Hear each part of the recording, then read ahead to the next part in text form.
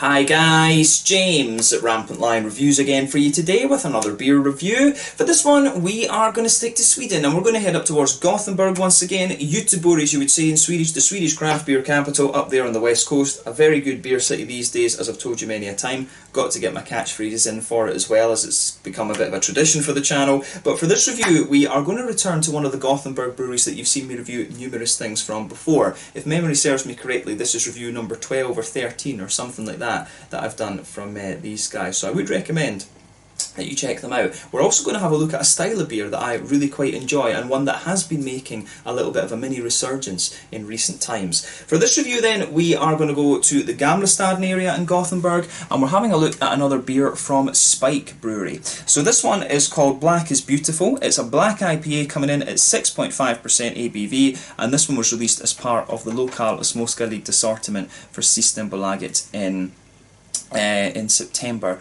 of 2020. So yeah, I believe that this is the second or maybe third black IPA that I've had from Spike Brewery. One of the other ones was called Count Blocula, and that was really nice actually. And I'm sure I did have another one, come to think of it. Either that or it was a collaboration with somebody else. But yeah, these guys really know what they're doing when it comes to IPAs and stouts, and it's nice to see them putting a little bit of attention into the black IPAs recently as well, actually. So yeah, pretty cool, I have to say. But this is a brewery that I've enjoyed for quite a wee while. I first started reviewing their beers back in 2018, and like I said to you, I think there's 12 or 13 or something like that. Though there's about that number of reviews roughly on the channel from these guys. So yeah, definitely a brewery that I recommend you check out if you find yourself in the Gothenburg area. They open up the brewery every Saturday as a tap room. You can go and check that out, and I would recommend you do if you have time. I filmed a little out and about video at the brewery when I was there in October of 2019, which was quite nice. And I met one of the owners, David, and he was saying that they would be quite keen to do a kind of meet the brewery segment and stuff like that sometime. So I need to arrange that with them the next time I actually have time to go up to Gothenburg. There's a lot of the Gothenburg breweries are interested in doing kind of meet the brewery segment, so fingers crossed we can make that happen at some point. But yeah, a brewery that I've enjoyed for quite a little while, so it's always nice to review more of their beers here on the channel, and I hope that you guys enjoy my take on this one as well. I always enjoy a good black IPA. So yeah, as always with my reviews then, I'll tell you a little bit about the brewery before we taste the beer. If you want to get straight to the tasting, just fast forward. All the usual links are in the description below. That's the brewery website, the link to my other reviews that I've done from Spike Brewery before. No doubt you will see more added to that list in the near future, because I do keep an eye on what these guys are releasing. There's all the usual social media down there as well. If you want to see more reviews, do please consider subscribing to the channel. The whole channel, of course, has a geography-based tagging system, so you can go into the home page and search for beer based on country, city, state, county, province, prefecture, whatever it is you're interested in. Do check out the playlists of beers from different countries. There is one there for all the Swedish beers that I've reviewed for you. That's constantly being added to, and as always, please do get in touch and let me know some of the other beers and breweries that you guys would like to see me review. It's always great to hear from you guys that are watching the videos, and the support that you show the channel is hugely appreciated. So anyway, to tell you a little bit about Spike Brewery then, on to my brewery notes. So Spike Brewery, as I've told you before, are based in Gothenburg in the Gamlestaden area, and they were founded back in 2014 by Mats Westberg, Marcus Axberg and Martin Johansson. All three of these guys had worked previously in the IT sector, which was where they met. They did a little bit of home brewing together and then kind of decided to turn commercial. But these days it's only Mats and Marcus out of the original founders that are still active in the company, and they now also have David de Surse, who joined the company and became the CEO a little bit later on. So the brewer is Bernardo Java. He comes from Brazil, and he trained in brewing at VLB in Berlin, and he joined the company in 2017, and he's very talented, I have to say. I do like the beers that he's doing, but at the moment these guys are producing around 250,000 litres of beer per year. About 25% of that volume is used for contract brewing other breweries' beers. And the brewery itself can be found in the Gamlestaden area in an old, it's an old slaughterhouse actually, it's an old Släkthuis as they call it. But they've got an on-site tap room which opens up on Saturdays, and I think they serve foods there sometimes as well. I don't think they had food when I was there actually, but they're looking opportunities at the moment to build their own brewery, and hopefully that comes to fruition sometime in 2021 or so. But as of September 2020, they've produced around 85 different kinds of beer, and they do seem to release 1 or 2 different things every month through the locale, the småskalig assortment. So yeah, that's all I can really tell you about Spike Brewery for the moment. Quite a nice brewery, this one, and I do recommend that you go and check out their place if you get the chance on a Saturday. There's always some interesting beers available in there. So yeah, it was quite quiet when I was there in October actually, but later on more and more people started to show up actually. But yeah, check out that video. I would recommend that you do, and if you do get the chance to try some of the beers from these guys, I would recommend that as well. They've got the business series, which is pretty good actually. You'll get some really interesting beers in the business series, nice IPAs and things. So yeah, if you want to learn more about this brewery, you can check out the brewery website. You can follow them on Facebook and Instagram to keep up to date with all the latest goings on, and you can of course check out the Rate Beer, Untappd and Beer Advocate pages to learn more about all the different beers that these guys have done. So sorry about the edit there guys, camera just went a little bit funny, not sure why. But yeah, let's just have a little look at the artwork of this one then before we open it up. As you can see, it's remarkably simple, and the name Black is Beautiful, obviously a reference to the whole kind of Black Lives Matter thing that's going on in America, and you know, I guess to a lesser degree kind of worldwide. I do think it's kind of still, it's quite sad that we need to talk about skin colour and everything these days. I think the majority of sensible people just do not care what colour somebody's skin is and things like that, but you know, there's a lot of systematic discrimination and all this kind of thing, but yeah, not an easy thing to fix, we have to say. But it says on the side here, brother, brother, sister, sister, if you're a miss or if you're a mister, listen please to this fact, black is black is beautiful. So, okay, yeah, no, it's it's nice little sentiment that. Obviously it is kind of done as a kind of tribute to the whole thing over there. You know, civil rights, very, very important parts of legislation, and something that we should stand up for, of course. But yeah, 6.5% black IPA, this one, really nicely presented. I think, you know, quite fitting with the current events that are going on. We've not had an easy year, this one. COVID-19 and the Black Lives Matter, the kind of protests and things like that, it's just been a bit of 2020 has just been a bit mental actually, to be quite honest with you. Then there's all the stuff over in Hong Kong as well. It's just insane, just insanity, to be honest with you. But yeah, this beer is a 448ml can, this one, 6.5% black IPA. So yeah, let's get this guy out and we'll get on with the tasting then. Let's have a go at this beer. I'm really curious to see what this one has in store for us. But yeah, let's get it out and into the glass then. Let's see how we go. Oh, this looks like it's going to be good. So yeah, I think we've got about 2/3 of it in the glass at the moment, and we'll put the rest in a wee bit later on. But yeah, this one, well, it's actually quite a hazy black IPA, I have to say. So yeah, as you can see with this beer, this one's poured a dark sort of ebony rosewood colour, which looks quite nice. It does look as if it might be hazy. Does it have oats and stuff in it? It says it's got wheat in it, so that kind of makes sense. Yeah, it's got, oh no, Veta or Havre, yeah, so this one does have wheat and oats in it, which is quite interesting. I'm not sure if the original black IPAs always had that, so this is maybe more like a kind of black New England kind of IPA, but you could see when we poured this beer, there was about a quarter finger of a frothy, kind of light beigey coloured head on this one. 1 or 2 big bubbles sticking towards the side of the glass, a few little ones going up towards the bottom of the head there, and the head has incidentally just faded away to be a very nice kind of thin foamy layer. But yeah, in terms of colour, it's definitely fair to describe this one as a very sort of dark mahogany kind of ebony rosewoodish type colour actually. It does look pretty damn nice, I have to say. But yeah, this one, just going from the ingredients, I am very curious to see whether this is more like a kind of black New England IPA actually. So this one should be really interesting. So yeah, let's have a closer look at the aroma then and just see how we get on with this beer. Ooh, now that smells really nice, I have to say. It's got, as soon as you go into this one, you do get that kind of roasty, toasty, black malty note out of this one. I've got a feeling there might be a little touch of Carafa in this, because it comes across with that. Carafa is a malt that's produced by the Weiermann maltery down in Bamberg in Franconia in the north of Bavaria in Germany. It's a very distinctive one. It's a trademarked type of malt actually, and there's just something about the aroma of this beer that's telling me that's what's in here. So you get a really well-fired bread crusty quality out of this one, bit of a brown bready base in there as well. But on top of that, you can smell the other kind of things that you would typically expect of an IPA malt base these days. So yeah, roasty toasty bread crust forming the backbone, a bit of brown bread in there as well. You can smell a little touch. You can smell a little touch of oaty creaminess out of this one, and you can smell the stronger kind of bitey wheat notes out of this beer as well. There is a bit of a white bready character in there too, but yeah, the backbone of this beer is pretty nice actually.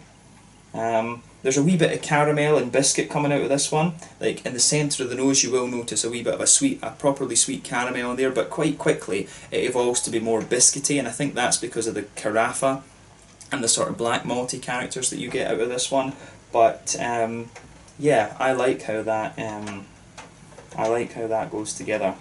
The aroma of this beer is really nicely done. Yeah, the malt, but I could sit and smell the malty side of this beer all day. If you've watched the channel before, you will know that I'm a bit of a malt head, so I absolutely love just examining the malt base a little bit more in depth, if you like. But yeah, on the hoppy side of things then, this one comes across really nicely as well. You've got a good little bit of earthiness to this one. There's some nice bright kind of floral aromatic qualities, a bit of lighter grassiness in there as well, but overall I would say that the hoppy side of this beer, the green side of the hops, it really leans more toward the it really leans a little bit more towards the kind of floral side of things, but there is a good wee touch of earthiness coming out of this one as well. I'd be curious to know what hops they've used in this. Could it be a Simcoe and Mosaic one? There's something familiar about this beer. Simcoe's a very interesting hop to use in a lot of different beers because it behaves differently. You get different fruits out of it if you use it in a West Coast IPA. The same again if you use it in a New England IPA, and again if you use it in a black IPA as well. If you use it in a black IPA, it gives you some really interesting red fruity characters. But I think I've got a feeling there might be a little touch of Mosaic in this one. I've got a feeling this could well be Simcoe and Mosaic that's in this beer. Because there's just something very familiar about it. So you've got a wee touch of that tangerine-y orange. Mosaic does tend to stick to that kind of orangey quality when you put it in different things. So yeah, you've got a little bit of that. You do get a nice little bit of tangerine-y orangey note, and the earthiness that's in this beer as well might suggest a little bit of a. It might suggest a little bit of a kind of. How would you say? It would. I think that there's a few suggestions in here that there's a few things in here that suggest. That suggests Mosaic is one of the hops. Good bit of stronger earthiness, nice little bit of a tangerine note. But yeah, I think there's a wee bit. I've got a feeling there's a bit of Simcoe in here as well. You do get some you do get a little touch of raisiny sharpness out of the fruity side of this beer as well. A little bit of figgy note. So I think I've got a feeling, those are kind of the notes that Simcoe can give you when they're put into when it's put into black IPAs. So I think I've just got a feeling about this that it could be Simcoe. And I've got a feeling there's a little bit of Simcoe in this and a little bit of Mosaic. Yeah, it's quite interesting that. You do get a wee touch of that kind of passion fruity note that you would normally expect from Simcoe in a regular New England IPA, but then yeah, you get the tangerine oranges, and then you get the kind of red fruity notes that Simcoe will give you when you mix it with darker malts as well. The aroma of this one is really quite interesting. In terms of the black IPA style as well, I'd say that it's one of the more bready leaning ones and a bit more roasty and toasty compared to some of the other ones that I've come across actually. So yeah, let's take a taste of this one then and see how we get on. This one is called Black is Beautiful. It seems to be like an almost New England type black IPA coming in at 6.5% ABV from Spike Brewery in the Gamlestaden area in Gothenburg. Let's have a taste of this one then and see how we get on. Slange, skål.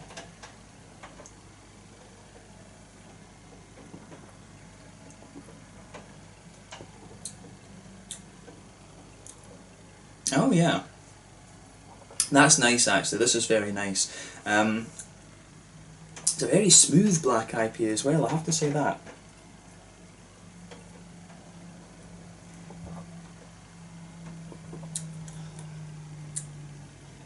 Yeah, this is nice. I'm going to say thumbs up again to Spike Brewery on this one.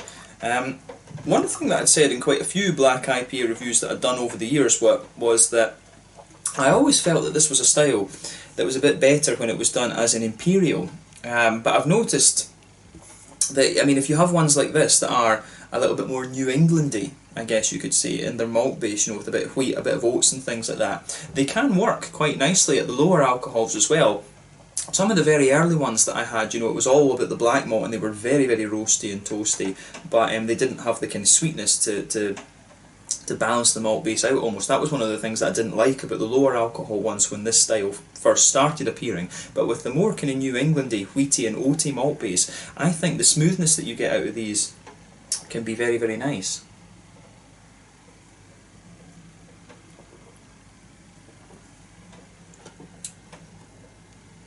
Yeah, but this is another really, it's another very nicely done beer from Spike, I have to say. I like how this one goes together, so it gets a thumbs up from me. Do I like it better than the Count Blockula I had? I honestly don't remember, but what I will say is that this is a really nicely done beer. I do think that one of the things that Spike need to do is pick a couple of their beers and make them sort of core range, if you like, and this would be a very nice beer. It would be cool to see these guys do this one as a kind of core range, actually, because this is really nicely done. I would certainly, if I did drink outside of the beer reviews these days, other than, you know, quite occasionally, and this is the sort of black IPA you would want to have kind of regularly or readily available to you, I should say.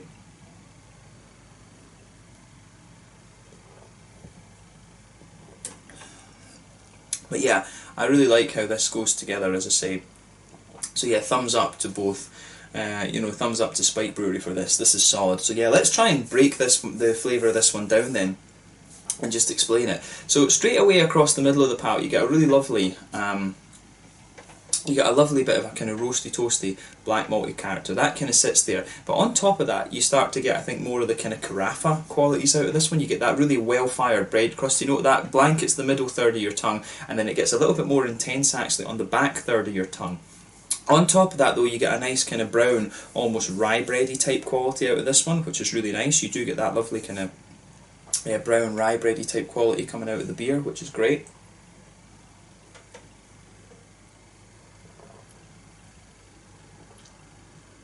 And this one, the more I drink of this, the more kind of juicy and oily it gets in the fruity side of things as well, but we'll come to that a little bit later.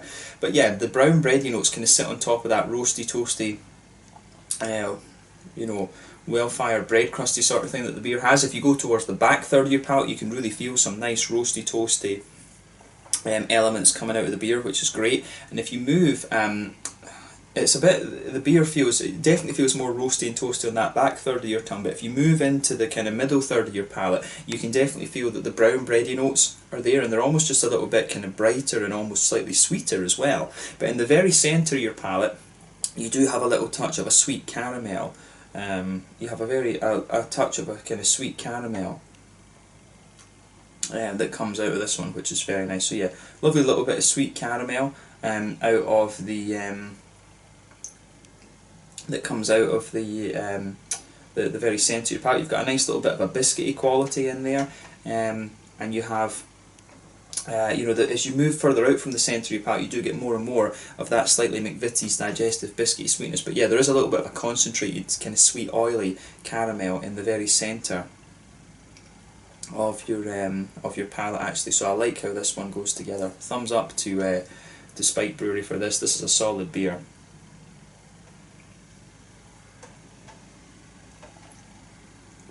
Malt base is really nicely done, and that's the key thing to get right when it comes to the black IPAs, and that was one of the reasons why I always felt the Imperials were a bit better, because you did have a wee bit of a brown sugary sweetness in those, just to balance it out. So yeah, in terms of the hoppy side of things, then this one, you've got a good little bit of earthiness there on the back corners of the palate. As you move further forward along the sides of the tongue there, you get a nice big kind of floral, you do get a nice big sort of spicy floral aromatic note out of the beer, which is great. I do wonder if there's a wee bit of Columbus in this.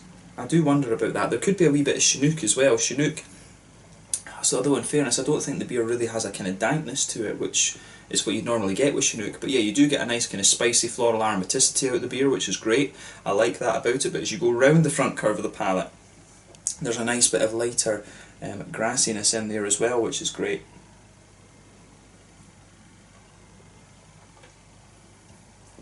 And then on the front third of your tongue, you've got that nice oily bubble where the juicy fruity esters push their way out of the beer.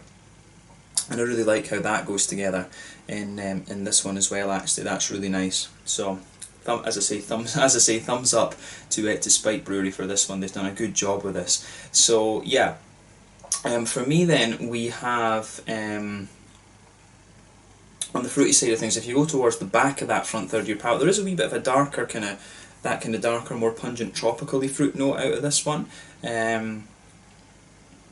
So yeah, there's a wee bit of that, I would say. Yeah, it's kind of passion fruit also. There is almost a wee touch of that darker grapefruit in there. Chinook would be a possibility in this one as well, in fairness, I think. Just thinking about the flavours that are sitting here in the aftertaste. But yeah, as you move further forward on this one, you do start to get a bit of that kind of red fruitish quality. I do think there's Simcoe in this. I'm pretty sure they've used a bit of Simcoe in this. But yeah, you do start to get a little bit of a kind of almost figgy, how do you say, a sort of figgy,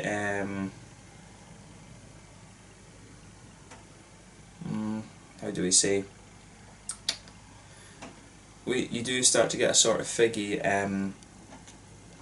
almost kind of, just almost like a kind of brambly, berryish type quality of this one. There is a wee bit of that comes out of this beer, which is quite interesting. It's quite hard to describe the kind of the part of the fruity character that's in the middle of that front third of your tongue. But as you reach the front part of that front third of your tongue, there's a really nice little bit of a kind of oily tangerine orange thing coming out of this one. So yeah, I like how that goes together.